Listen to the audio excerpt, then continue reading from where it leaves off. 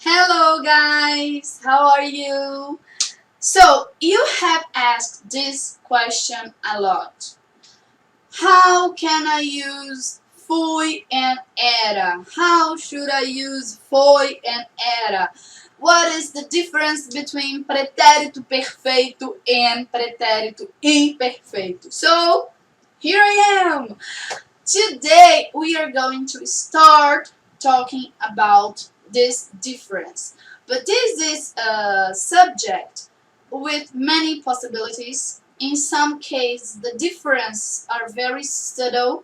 So I will keep talking about this next week. But let's start for now. Today we are going to see the difference between fui and era, foi and era, fomos and éramos, foram and eram. My name is Andressa Maia and this is Falando Nisso.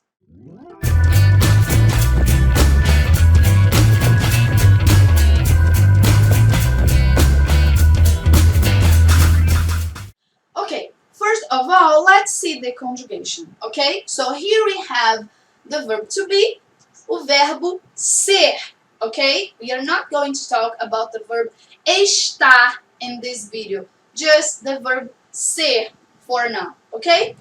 Pretérito perfeito, eu, fui, ele, ela, você, a gente foi, nós fomos, eles, elas, vocês foram, ok? Once again, eu fui, ele foi, nós fomos, eles foram, ok? This is the pretérito perfeito for the verb ser.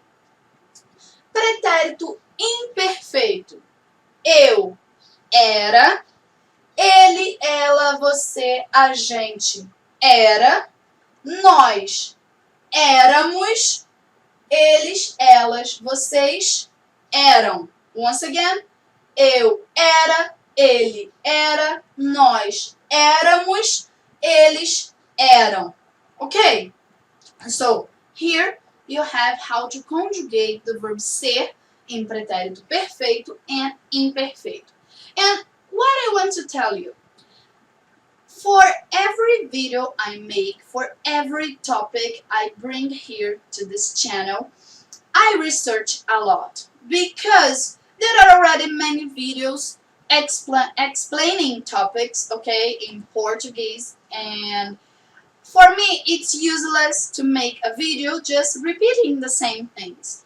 I like to bring you new information. I like to give you more examples because actually in Portuguese and probably in all the languages there are many possibilities. So it's not always just like it's explained. You know, you find an explanation and things look so simple, but then you start seeing examples and it gets confusing.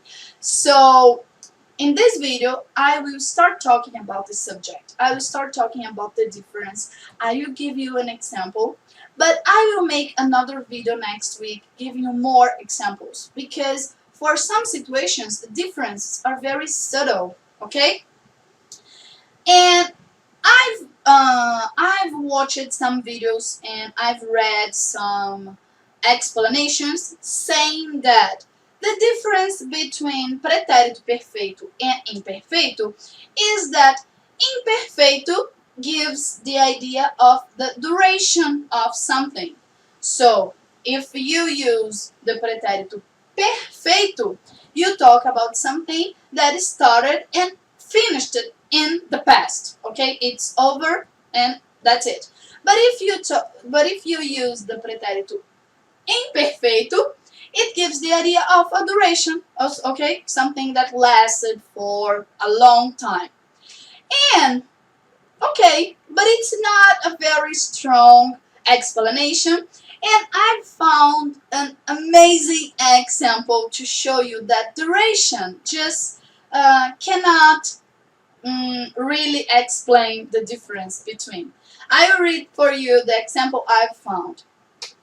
Frank Sinatra was one of the most famous singers of the 20th century. In Portuguese, this would be Frank Sinatra foi dos cantores mais famosos do século XX, ok? Frank Sinatra foi dos cantores mais famosos do século XX. And then we have another sentence. Frank Sinatra was a 10-month-old baby when the United States re-elected President Woodrow Wilson.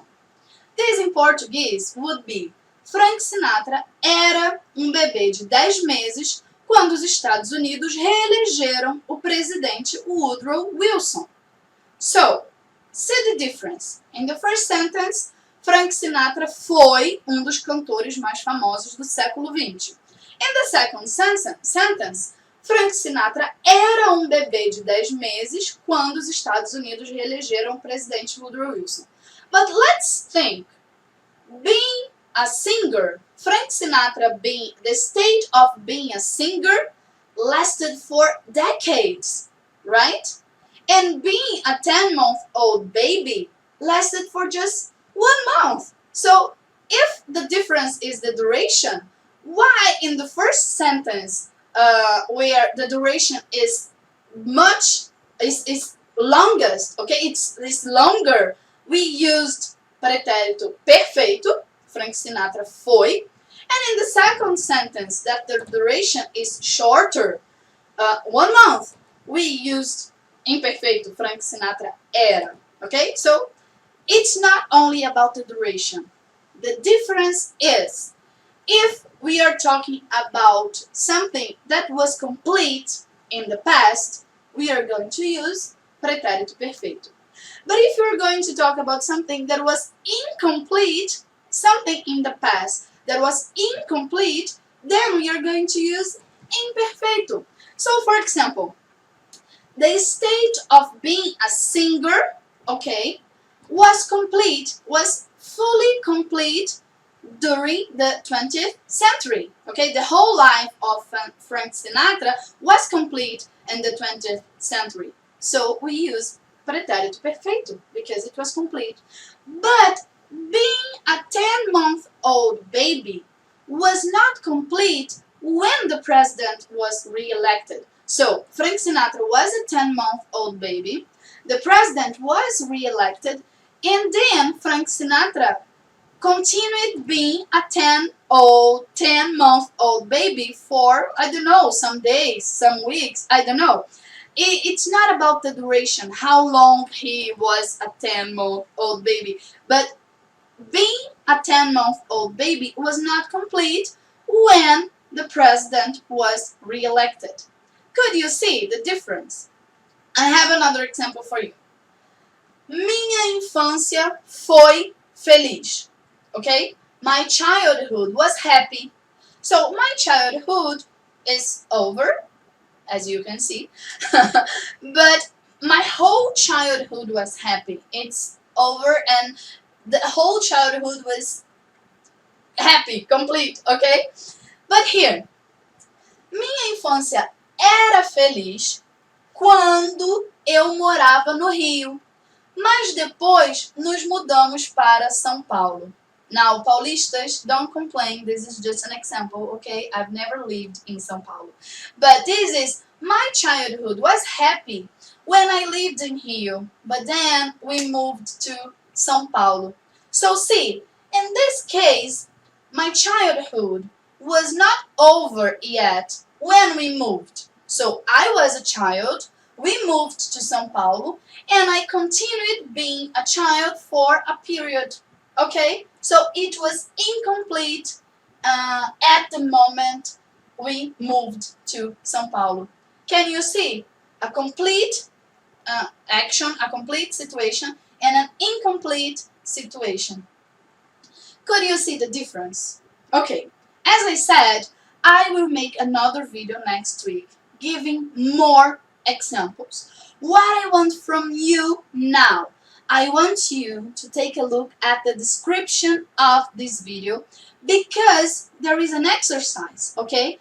I will leave some sentences in English and I want you to write this sentence in the comments in Portuguese, and you will have to choose pretérito perfeito or pretérito imperfeito, depending on the context, okay? And I will make another video next week correcting this exercise, explaining why you should choose one or another, and I will give you more examples to show you some situations where the difference are really subtle, and in some situations using eu fui or eu era won't make difference, okay? You would be people would understand you with no problem. But in some other situations, if you say eu fui is a meaning, and if you say eu era will give a different meaning. So I will, now that you know the difference, the main difference, I will make another video just giving examples and explaining it better. Okay? So please leave a comment, take a look at the description, try to do the exercise, try to write the sentence, and share with your friends. This is something that almost everyone who is learning Portuguese think is confusing. Okay, so share with your friends that are learning Portuguese. Like, subscribe, comment here answering the exercise, and keep following me because we will continue talking about this topic next week. Okay? Thanks for watching. Bye bye.